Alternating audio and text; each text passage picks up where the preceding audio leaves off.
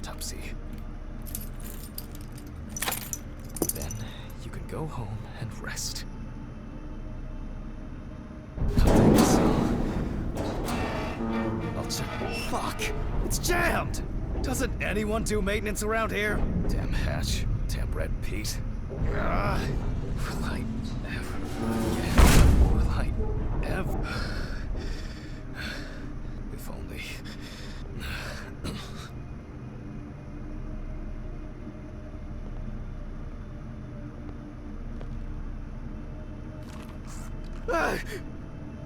Forgot this thing was standing here.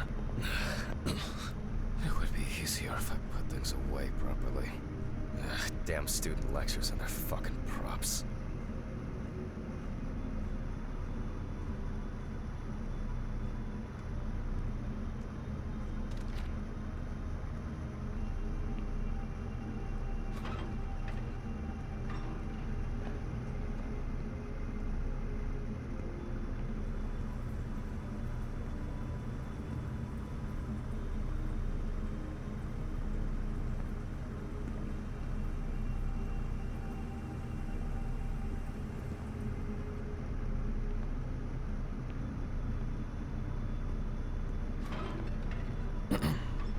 Sorry for the short interruption. I hope you all took the opportunity to grab some coffee. And now that I have everything I need, I'll move on to review this stuff.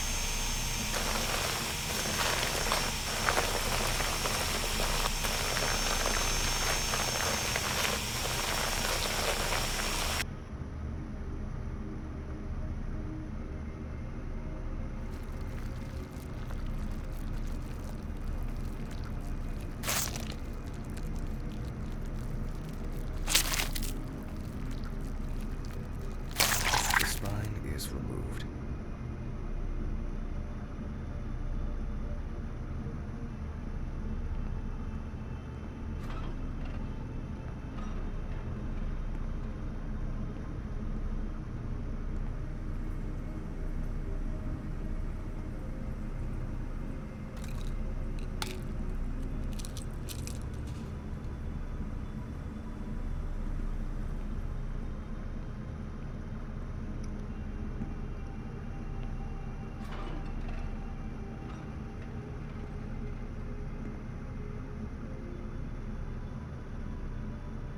I can see that the spinal cord was not severed. This shows that apart from the marks around the neck, hanging didn't negatively affect the condition of the deceased. Ladies and gentlemen, almost over. Now, to sum up and tidy away the body. The direct cause of Samantha Barker's death was a heart attack resulting from an overdose of barbiturates. Traces found on the body suggest that the overdose was a deliberate act, following a failed attempt to hang herself. The autopsy found no evidence or genetic materials indicating that death could have been the result of an attack. Third-party involvement must be excluded.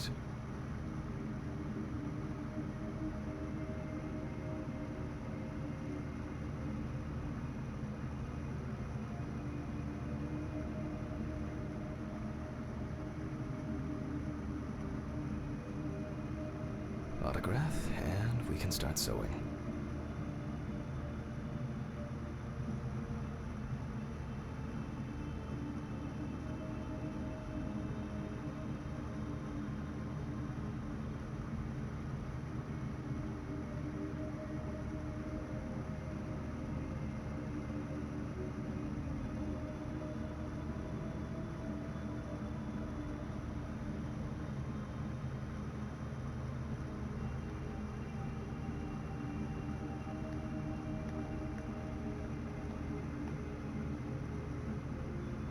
In the 1950s and 1960s, the use of barbiturates for suicide was actually quite common. I think it was most talked about after the death of Marilyn Monroe. At home, it was a help and comfort.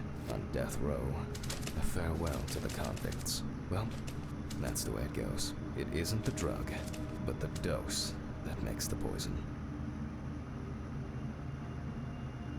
Well, we're done for today. Thank you for your attention.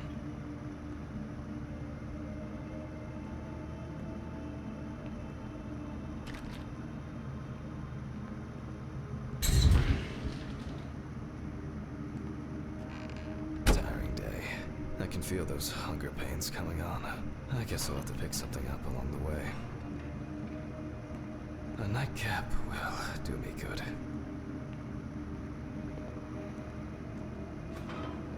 Good night, Mr. Ridley. The police will pick up the body and accompanying documentation in the morning. Sure. I guess there are actually two things in this world you can be certain of. Death and Ridley's reluctant attitude. Alright, maybe three things. My whiskey on the rocks when I get home.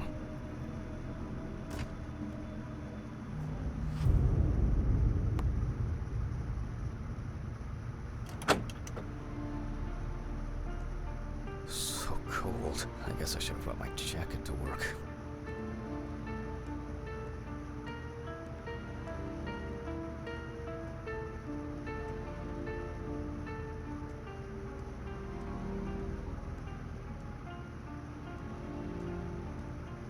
This block can be quite intimidating when it's so quiet.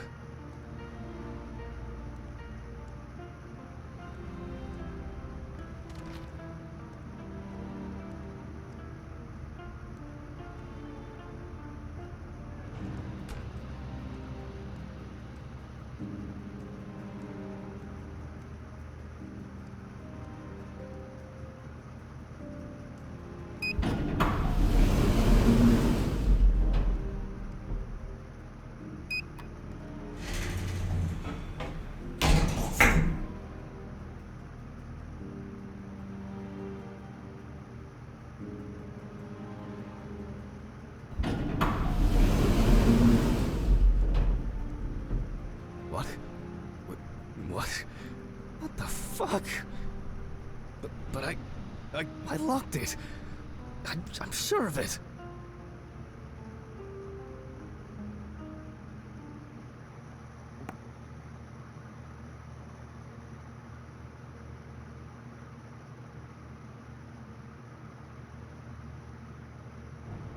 Who the fuck did this? I don't have anything valuable. Money. They must have stolen the money.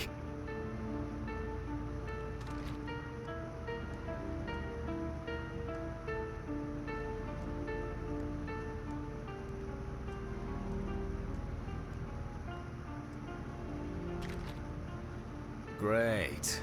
That's all I need. Fuck! What if it was Red Pete? Where? I need my pills. Christ. Why did the neighbors not report anything? I'm calling Stephen.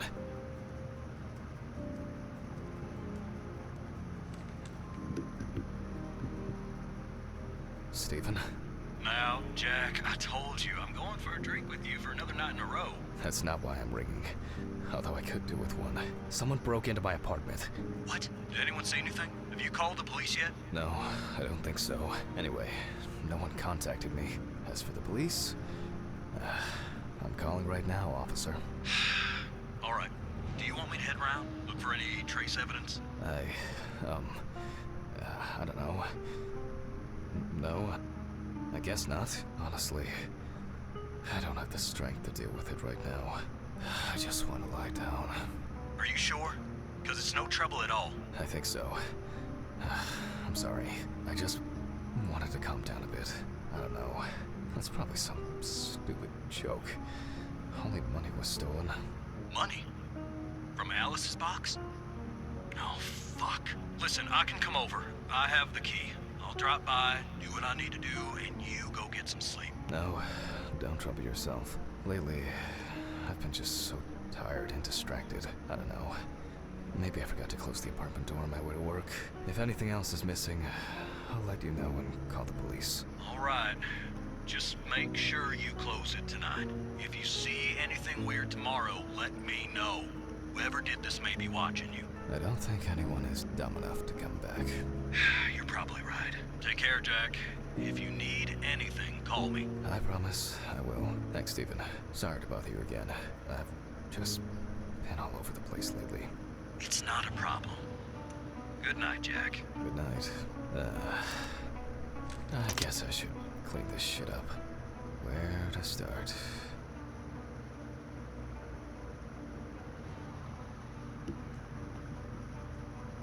Maybe I could barricade the door with this. I should pack this thing away.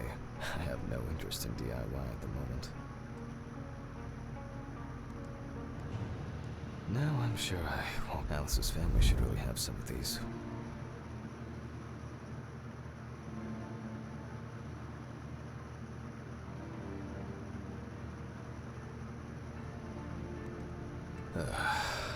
What a mess. Now if only I could blame this on the burglars. There you go. To be honest, I could leave it like this.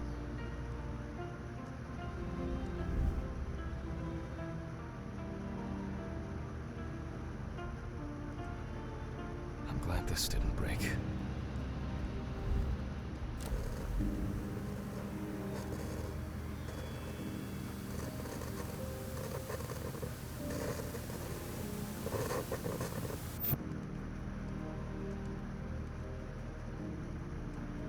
That's enough for now. Jeez, I'm exhausted. I'll get the rest in the morning.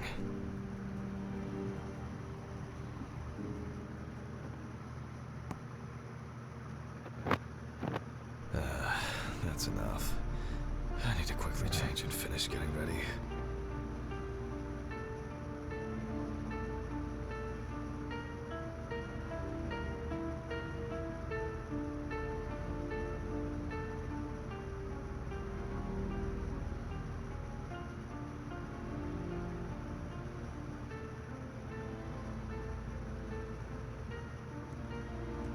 I'm gonna be late for work again.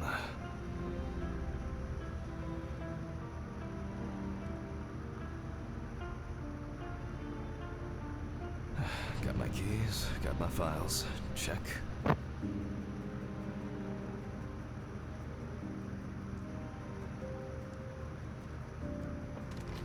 Oh yeah, I should take my pills.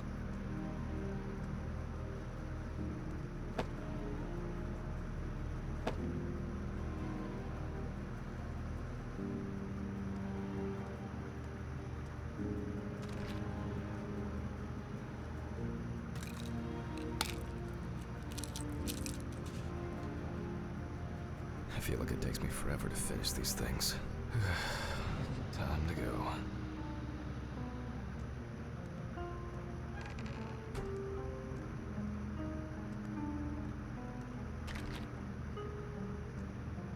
Remember to close the door properly, Jack.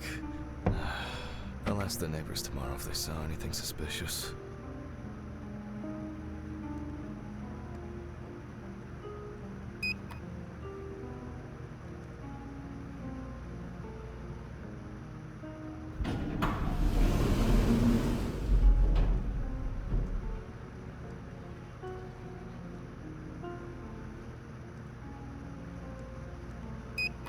I wonder if we'll really fix the coffee machine.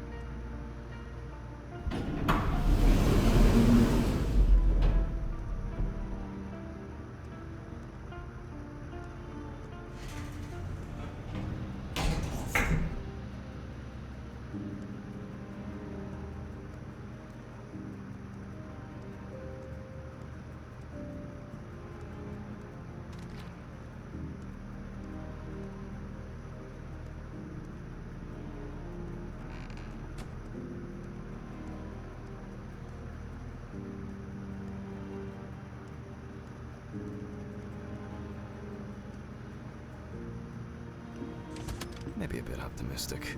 I'd better grab a coffee on the way.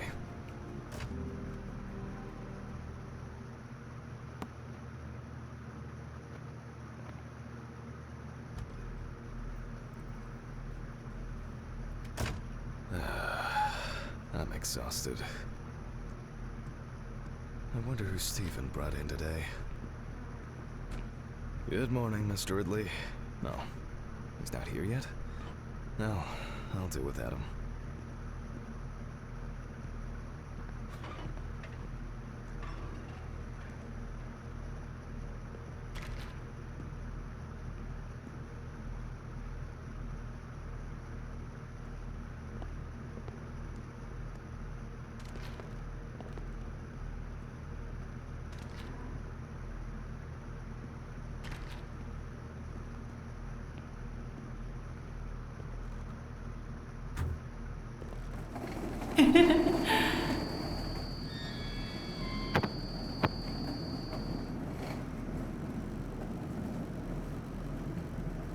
Almost there.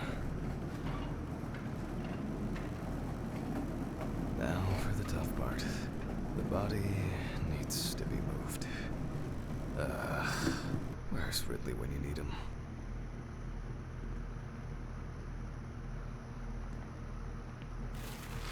All right. I just need some gloves and my apron. Then I can get to work.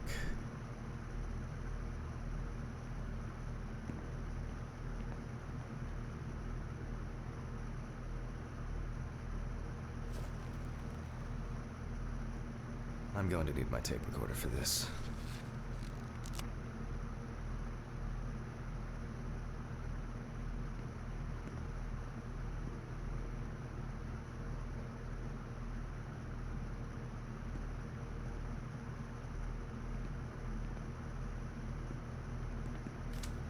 Autopsy dated November 22nd, 1991. 7:32 p.m. Led by Dr. Jack Hanman. I begin by verifying the identity of the Jane. It's most likely Harper Lloyd, age 35. Found in a well-owned house by her neighbors, Leonard and Dorothy Chelsea. Reported missing for a week. Firefighters found the body after the Chelsea family began complaining that their tap water tasted strange, and at one point had begun to smell and turn a dark color.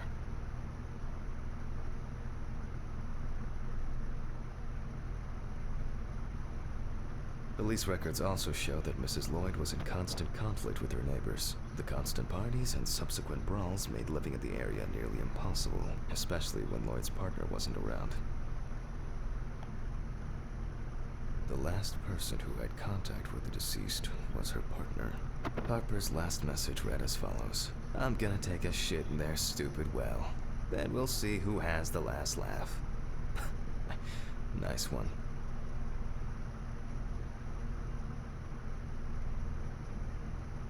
It is also known that the deceased was diagnosed with affective bipolar disorder. Harper was placed on drug therapy, which she dropped out of fairly regularly. During her treatment, she was under the care of her common-law partner, Richard Benson, professional truck driver. I proceed to open the bag and check the state of decomposition of the corpse. The most important task in forensic identification of a drowned person is to distinguish whether the death occurred before or after entering the water. Okay, that could have been worse. I carefully removed the victim's clothes so as not to damage the skin. The deceased with one shoe is missing. I'm going to need the camera to document all possible suspicious marks.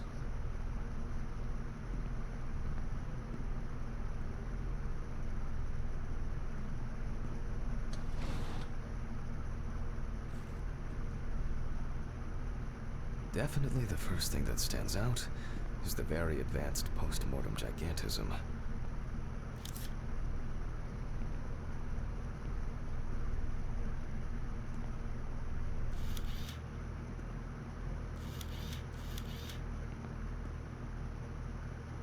The skin of the deceased appears very delicate, smooth, and relaxed from being in the water for a long time. The whole body is extremely pale.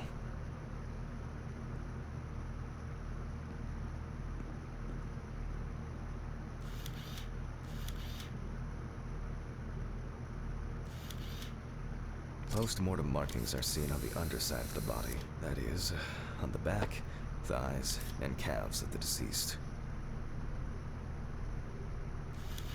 It's likely that the deceased was lying on her back when she was fished out.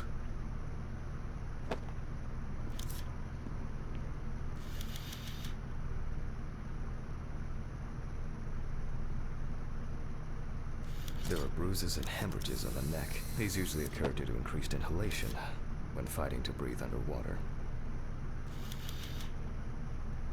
The so-called washerwoman's skin on the feet. The deceased had indeed been in the water for a long time.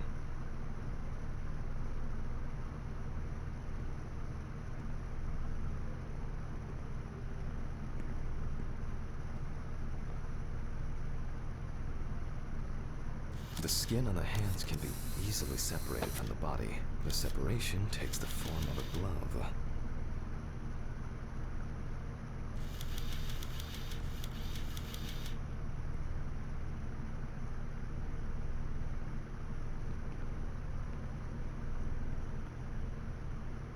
There are some obvious scratches in the skin.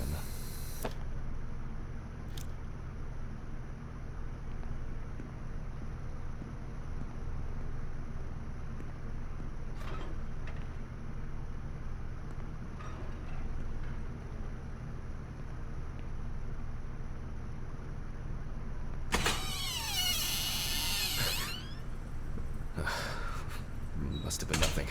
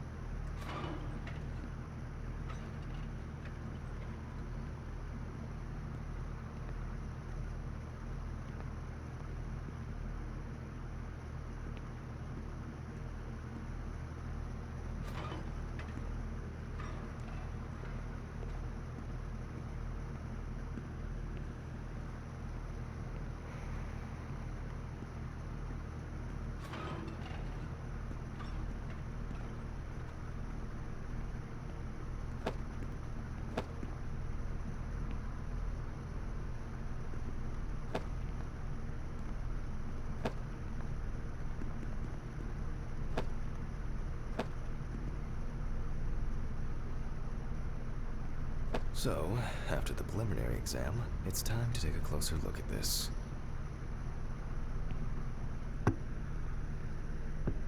Today's date, the deceased was clothed. Rigor mortis does not need to be checked. Based on the state of decay, you can be sure it has subsided.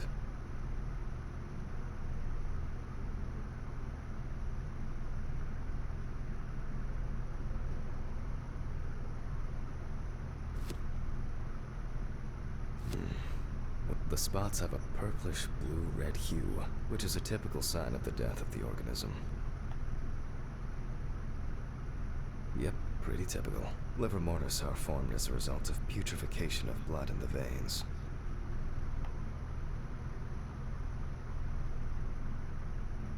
There are obvious scratches on the skin, especially on the back and hands. These could be defensive wounds, evidence of some sort of altercation prior to death.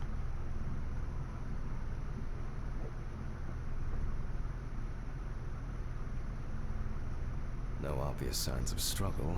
The skin on the hands would have easily peeled away from the flesh. Some of the fingers have already lost their nails.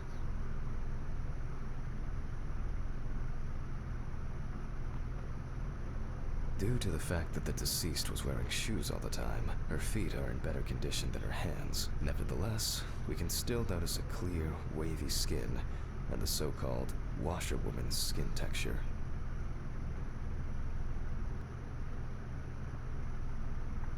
We see thick, white foam in the mouth of the deceased, resulting from pulmonary edema. Foam is a characteristic in deaths due to drowning. Okay, That's probably enough to indicate it. I'd better note that down in the records. There doesn't seem to be anything unusual about this Livermore diffuse spot. The marks found on the neck and foaming at the mouth, considering the hands heavily wrinkled from submersion in water, typical washerwoman's skin.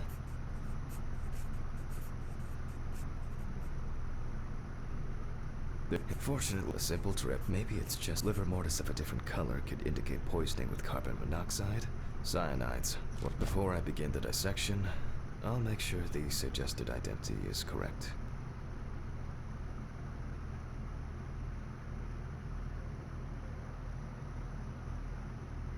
The suitcase with the fingerprint equipment should be around here somewhere. Oh, here it is. If the body of the deceased is well preserved, fingerprinting is similar. With decomposing bodies, the tissue of the pads of the fingers tends to shrink. The fingerprint sheet should always be checked. Slipping fingers, too much or too little ink, or inaccurate hand position can make fingerprints illegible. I'm going to conduct a dactyloscopic examination. If in fact the deceased is in the police database, I will find her. Glycerin is injected successively between the nail and the skin of each finger. The substance then enters the fingertip, removing shrinkage and wrinkles.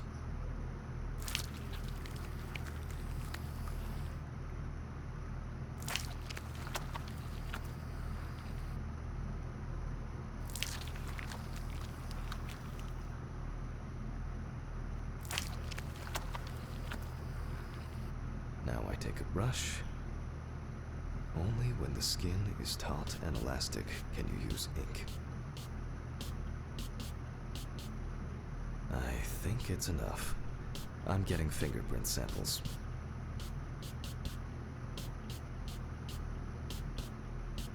In the case of drowning victims, you have to be extremely careful. The skin may fall off the hand like a glove when you take the print.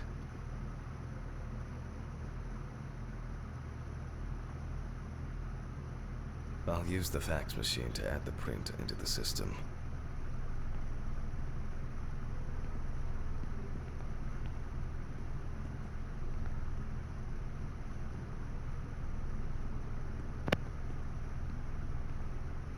Green button, and...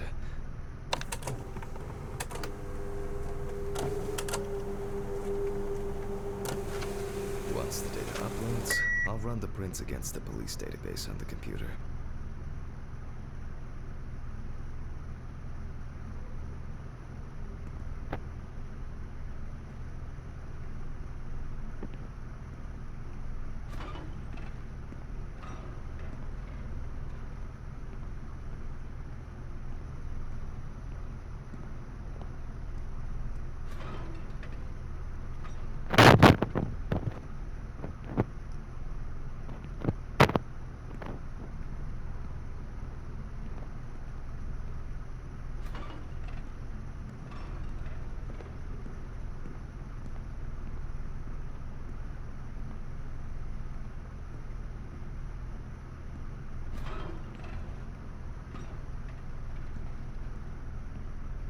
Great.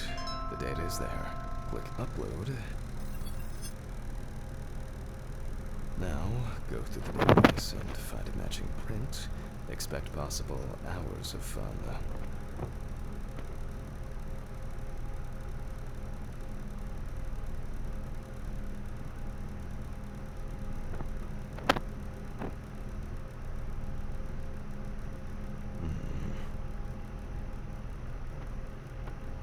One more. Analyze button.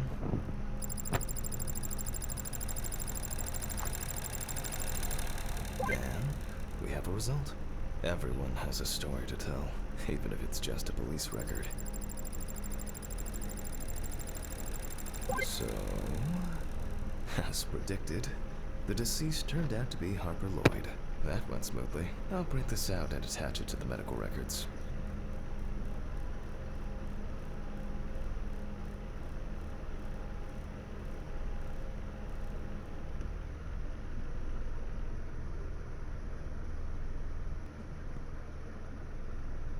Great. Now I can go back to my inspection.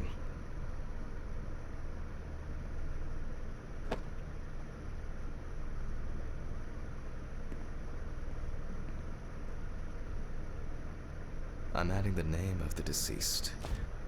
I'll start the internal examination by taking fluid from the victim's brain. A needle inserted through the nose will do the trick.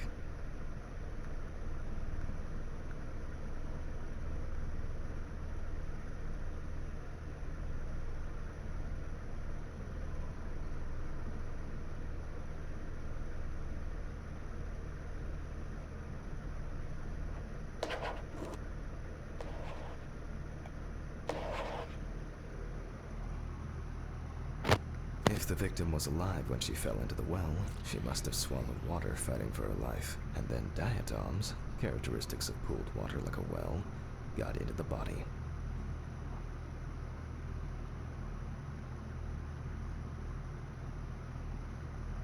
In the meantime, I'll check the sample under the microscope. I'm sure that these algae traces will be found in the samples taken. Now I need to adjust the knobs properly and place the diatom in the aperture still needs adjustment. The image is too dark. It's not perfect.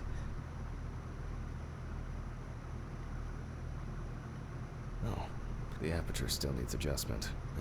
The image is too dark. Oh, nah, too much light. Oh, I'm finally starting to see something here.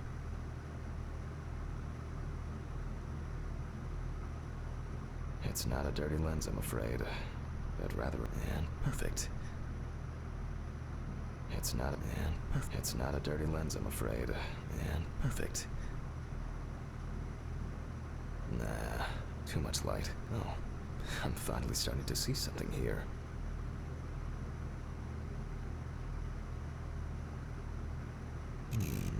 Great. This way I'll see if I'm dealing with a large concentration of these algae. The aperture still needs adjustment. The image is too dark. It's not a dirty lens, I'm afraid, but rather a bad focus.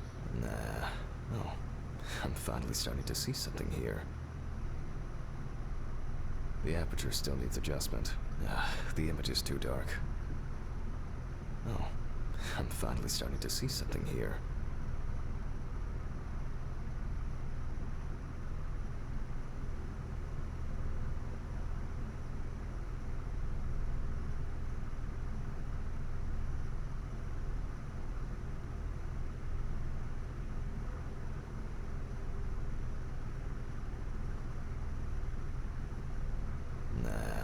Oh, I'm finally starting to see something here.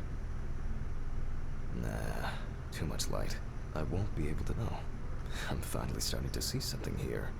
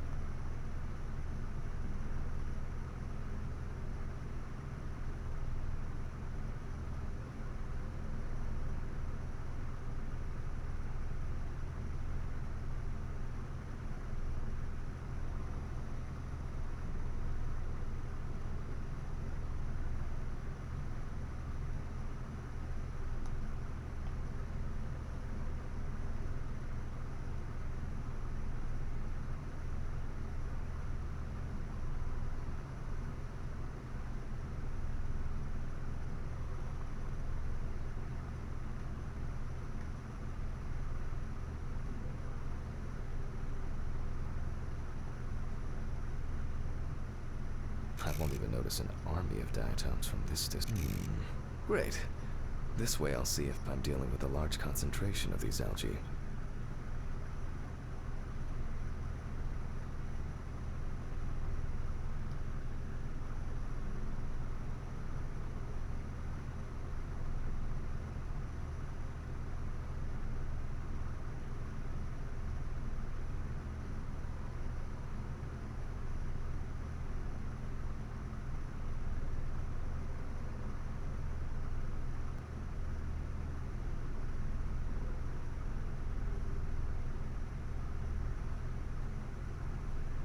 The aperture still needs adjustment. The image is... Oh, I'm finally starting to see something here. Nah, too much light. Oh, I'm finally starting to see something here.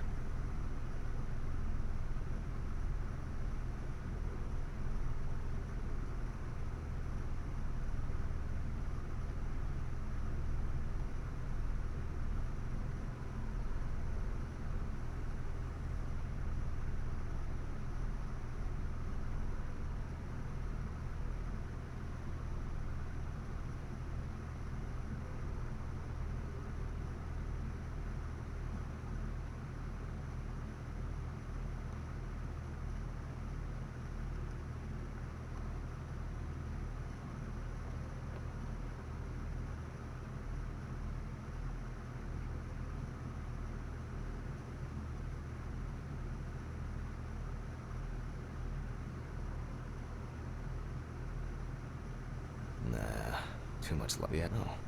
I'm finally. The aperture still needs adjustment. The image. No. I'm finally starting to see something here.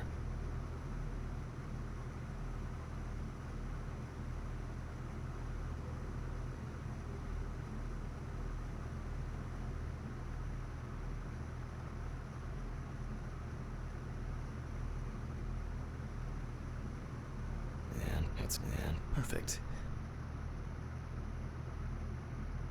The aperture still needs adjustment. The image is too dark.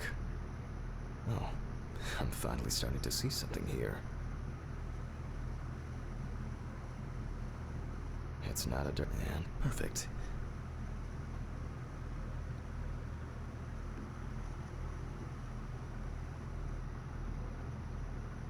It's not a dirty lens, I'm afraid. But it's not a dirty lens, I'm afraid. But rather a bad focus. And perfect.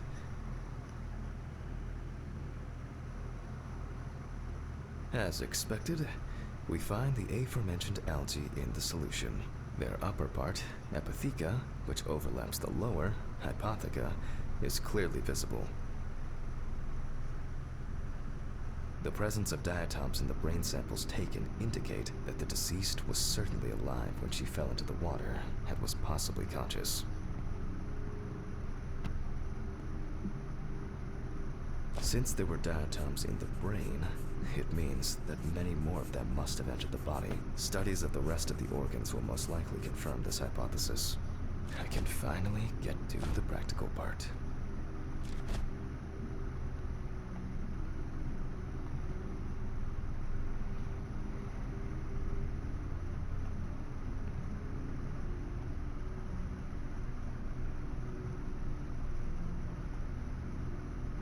I must be extra careful because the skin of the deceased is very stretched. I wouldn't want an explosion here.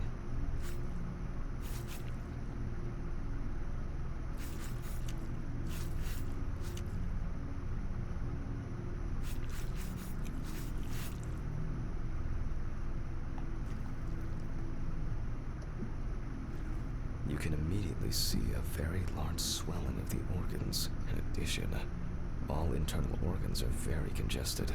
I proceed to remove the rib cage. It's easy to see that the ribs have been imprinted in the lungs. So, I'm going to start by drawing blood from the lungs for testing for diatoms. If diatoms were only present in the lungs, this would mean that the victim was placed in the well after death, and the perpetrator wanted to get rid of the corpse in this way. Now, I remove the lungs and proceed to their examination. Taking the lungs in my hand, I feel that the tissues have lost their elasticity, which is the result of water emphysema. In addition, there is significant swelling of the organs, and as a result, we have a nice imprint of the ribs. The emphysema itself, it's clear how far it's progressed, which is characteristic. Corpses found in water are worth examining with a tomograph. However, I can't count on such luxuries, so I must reach for a more archaic technology. A bucket and water.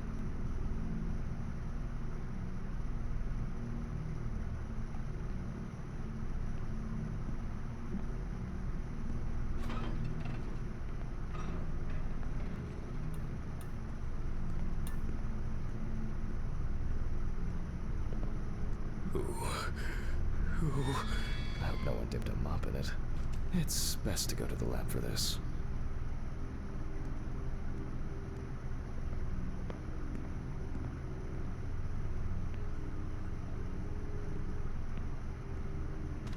Historically, the lung float test is used to detect infanticide.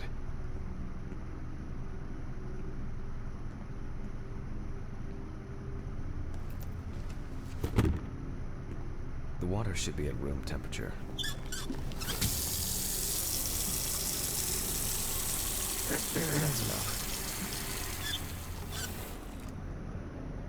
To test for this, I have to place the lungs in a container of water. This checks if there is air in the lungs. And speaking of lungs, everything is ready to bring them here.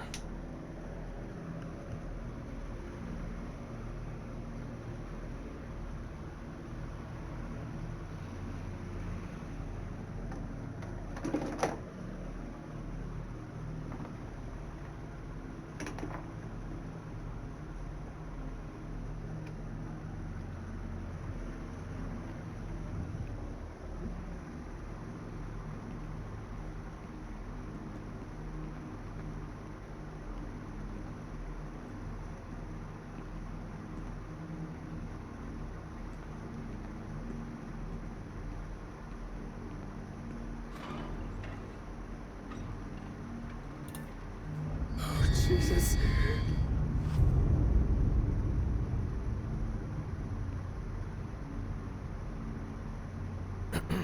Of course, such a study isn't without flaws.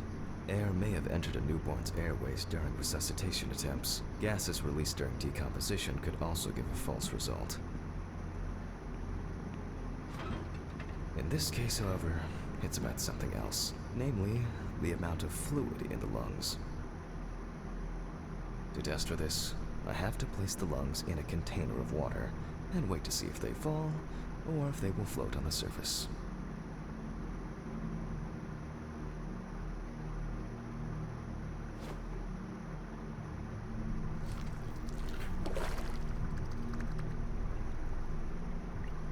Just as I assumed, the lungs collapsed easily.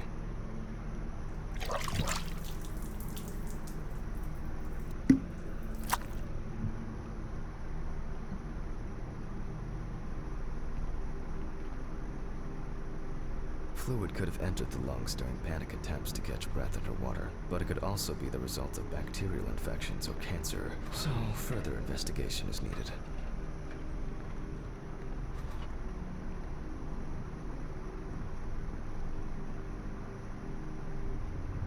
I move on to dissecting the lungs of the deceased.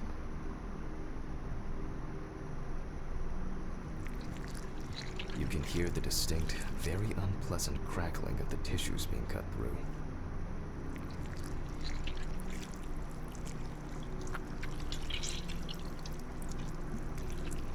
The parenchyma is remarkably pale, although small hemorrhagic foci and petechia are present on the surface. All right. Now, I will check the collected fluid under a microscope. If we find 20 diatoms on the slide, it can be considered drowning, and our result is not false positive due to possible contaminations. Let's see. The aperture still needs adjustment. The image is too dark. It's not a dirty lens, I'm afraid, but rather a bad focus. It's not a dirty lens, I'm afraid, but rather a bad focus. And perfect.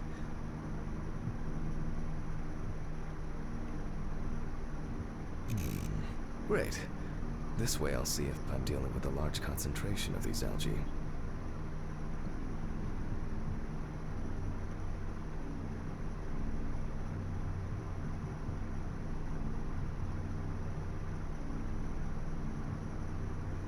It's not a dirty lens, I'm afraid, but rather a bad focus. And perfect. Oh, I'm finally starting to see something here.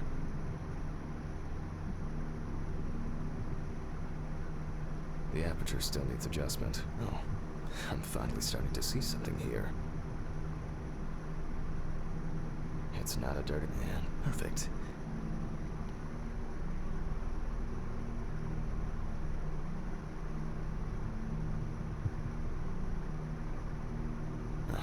As expected. In solution, the diatoms are clearly visible. There are smaller and larger clusters of them. There will definitely be more than 20 of them.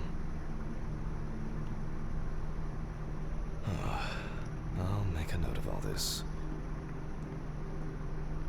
So far, this case looks pretty standard. It's clear from the beginning that it's drowning.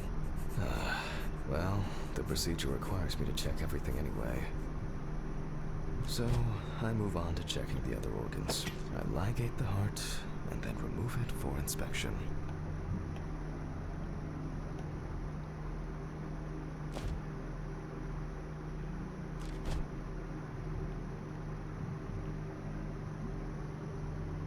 Strongly developed putrefactic hemolysis of the organ can be seen at first glance. Apart from that, no signs of a heart attack or other heart disease.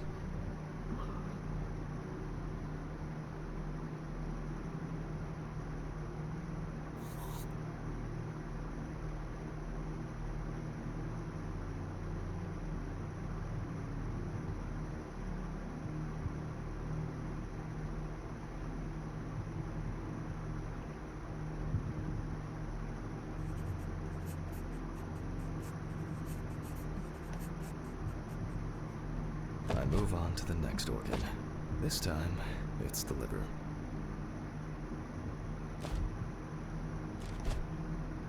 It's immediately apparent that the deceased didn't care for herself. Like most organs, her liver is enlarged and severely the beginnings of cirrhosis are visible in some areas. I transfer the organ to a board and proceed to dissect.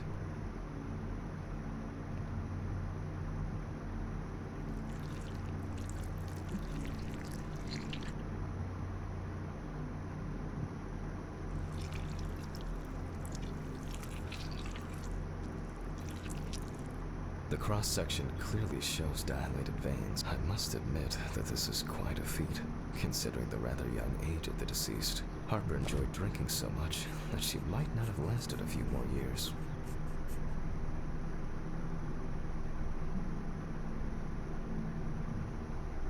I move on to the stomach. I take a sample of the fluid for testing.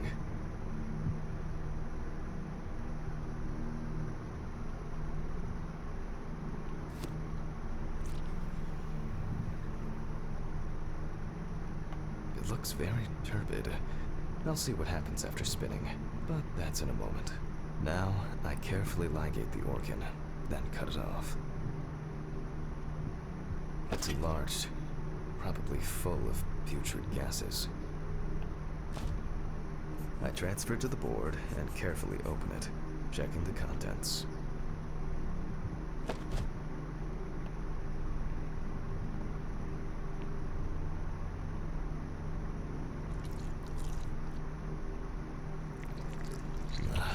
One thing you'd never get used to is how much this task smells.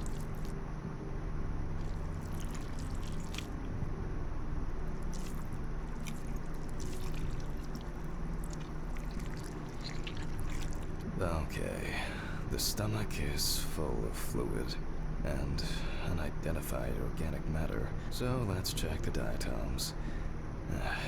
Again, but in a centrifuge for a change. The problem with examining drowned people is being able to show whether the death was due to drowning or whether something else contributed to the death. Cramp, heart attack, drugs, homicide, or some accident. Such an analysis requires viewing from different angles and a careful interpretation of the collected data, including those from the field. That's why it's so important to collect as many samples. Okay, this is one last little sample. Now, set.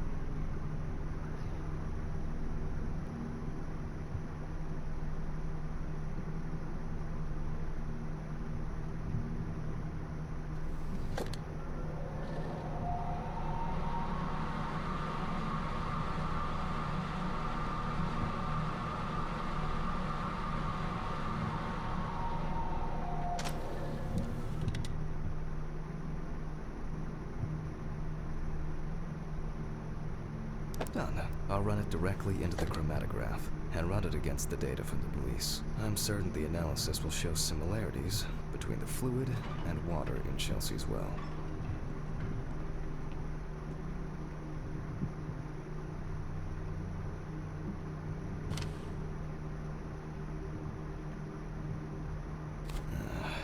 Let me think.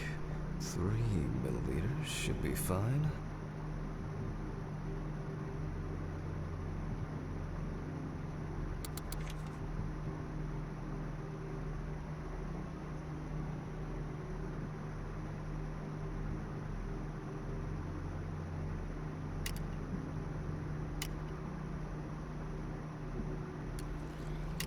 Okay, now it's the chromatograph's turn.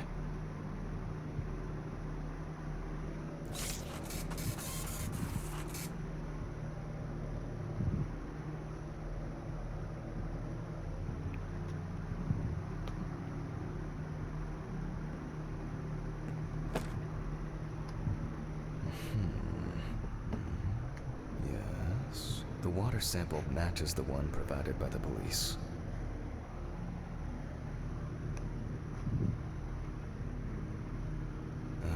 Well, the results are quite clear.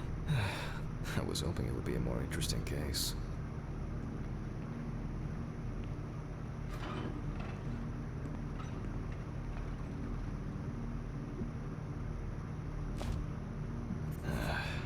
More diatoms. Analysis indicates the same origin. Blah, blah, blah. There's little left to do. I'm going to check the airway patency of the deceased. Interesting. Looks like there's something stuck in the trachea. I'm moving to the board for further inspection.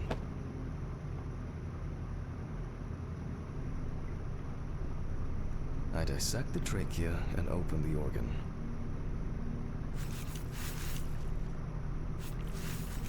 Inside, I find a wedding ring. This is interesting. Let me look at it. Based on the size, I can say that it's a woman's wedding ring, quite standard from the outside. There's an engraving inside. What the fuck? But this is my ring. Alice's ring. But how did it, but this should be at home. I have it. At home. It's... I have to check this out. Where are my meds? Where the fuck are my meds? Jesus Christ! Hope these all make it go away. I have to check the apartment. It can't be.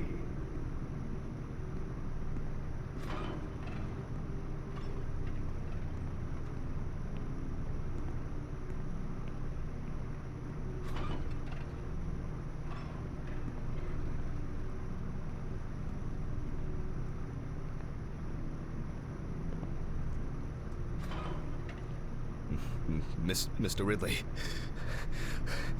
Mr. Ridley! What's all the ruckus? I need to go home. Immediately. What? Now? I have to.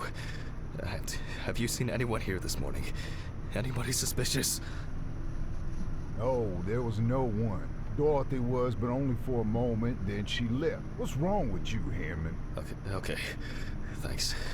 What about the corpse? I'll come back, I promise. Jesus Christ!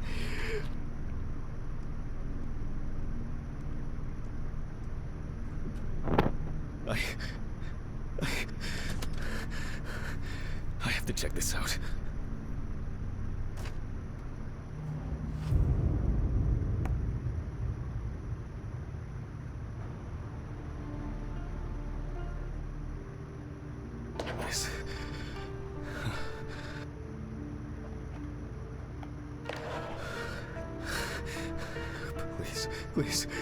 Please be there. It can't be your wedding ring.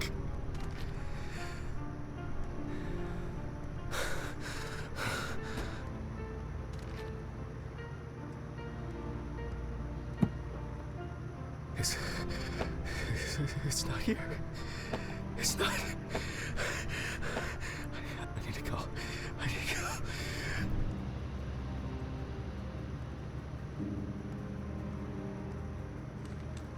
This is sick. Fuck.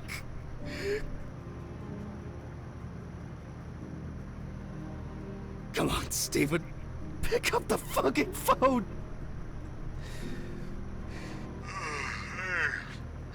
What's up, man? They took the ring. What? What ring? What are you talking about? They took the wedding ring. Alice's wedding ring. One sec. You mean burglary? You said nothing was missing. Yes, I know that. I don't know. I was jittery. Maybe I didn't notice. I don't know, but that's not the worst of it. Calm down, Jack. Breathe. What happened? I found it in the trachea of the deceased I was working on. Do you understand? I pulled it out of a dead woman's trachea. What? I don't know what's going on. You think Red Pete wants revenge? He's playing with me. Huh? I knew it. I knew it from the beginning this was going to happen. I didn't make it up! Jack, listen to me. Try to calm down. Don't leave the apartment. I'll be with you right away, okay? I'm on my way. What sane person would do something like that? Fucking Ridley lets in whoever he likes as usual. What are you saying?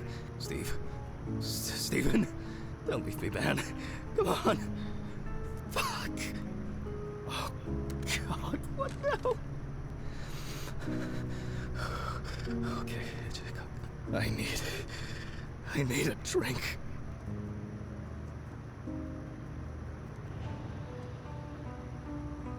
Jesus. What's going on?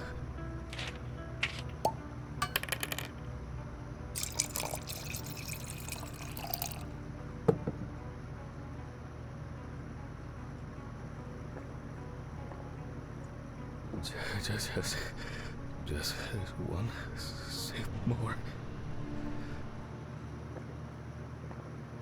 Yep.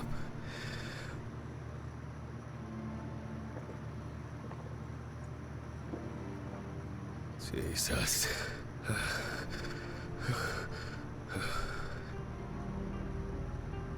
Oh, God.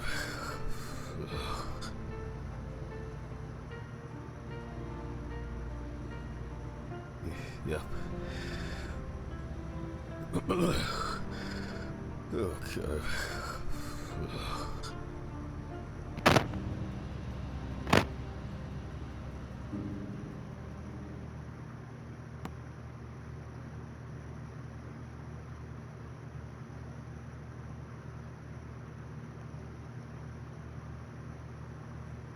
These reports will kill me one day.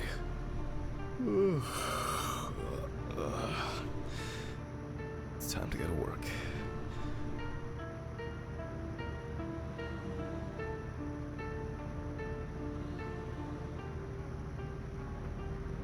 And that's where we're gonna leave it, y'all.